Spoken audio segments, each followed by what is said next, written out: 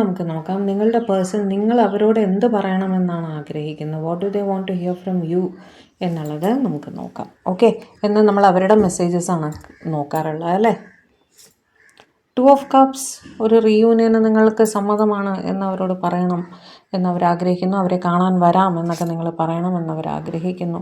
നിങ്ങൾ കൺഫ്യൂസ്ഡ് ആയിട്ട് നിൽക്കുകയാണെങ്കിൽ കൺഫ്യൂഷൻ മാറി അവരുമായി ഒരു റീയൂണിയനിലെത്താൻ നിങ്ങൾ തയ്യാറാണ് എന്ന് നിങ്ങൾ പറയണം എന്നവരാഗ്രഹിക്കുന്നു.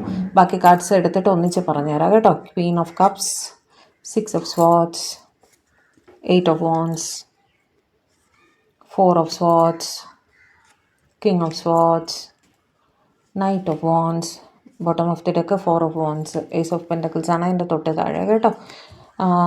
അതായത് നിങ്ങൾ അവരെ പ്രതി ഇമോഷണൽ ആണ് എന്ന് അവരുടെ അടുത്ത് പറയണം എന്ന് ഇവർ വിചാരിക്കുന്നുണ്ട്.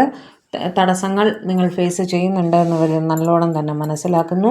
തടസ്സങ്ങൾ നിങ്ങൾ ഫേസ് ചെയ്യുന്നുണ്ടെങ്കിൽ അതെല്ലാം തരണം ചെയ്ത് അവരുടെ അടുത്തേക്ക് വരാൻ നിങ്ങൾ തയ്യാറാണ് എന്ന് പറയണം എന്നും ഇവരാഗ്രഹിക്കുന്നു. നിങ്ങൾ അവരുമായി കമ്മ്യൂണിക്കേഷനിൽ വരണം എന്ന്, നിങ്ങൾ അവരെ വിളിക്കണം, മെസ്സേജ് അയക്കണം, പറ്റുമെങ്കിൽ തമ്മിൽ കാണണം എന്നൊക്കെ തന്നെ ഇവർ ചിന്തിക്കുന്നുണ്ടായിരുന്നു. നിങ്ങൾ അവരുടെ അടുത്ത് പറയണം, നിങ്ങൾക്കും സ്ട്രെസ്സ് ഫീൽ ചെയ്യുന്നുണ്ട്.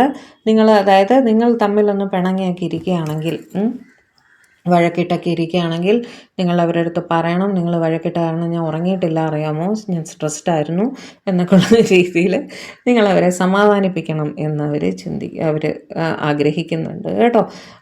നിങ്ങളൊരു സോറിയൊക്കെ പറയണം, നിങ്ങൾ അവരെ അനുനയിപ്പിക്കാൻ ശ്രമിക്കണം, കമ്മ്യൂണിക്കേഷൻ വേണം, കോള് വേണം, നിങ്ങളെ കാണണം എന്നൊക്കെ നിങ്ങൾ പറയണം എന്നൊക്കെ അവരാഗ്രഹിക്കുന്നുണ്ട്. നൈറ്റ് ഓഫ് വാൻഡ്സ് വെച്ച് എത്രയും പെട്ടെന്ന് നിങ്ങൾ അവരുടെ അടുത്തേക്ക് എത്താം എന്നും പറയണം എന്നും അവരാഗ്രഹിക്കുന്നുണ്ട്.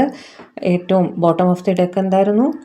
4 ഓഫ് വാൻഡ്സ് ആയിരുന്നു. നിങ്ങൾ അവരുമായിട്ട് ഒരു വിവാഹത്തിന് തയ്യാറാണ്, അല്ലെങ്കിൽ നിങ്ങൾ അവരുടെ പ്രപ്പോസൽ അക്സെപ്റ്റ് ചെയ്യുന്നു, നിങ്ങൾക്കും അവരോട് സ്നേഹമാണ് എന്ന് നിങ്ങൾ തുറന്ന് സമ്മതിക്കണം എന്നും അവർ വിചാരിക്കുന്നുണ്ട് കേട്ടോ. 2 കാർഡോടെ എടുത്തു തരാം.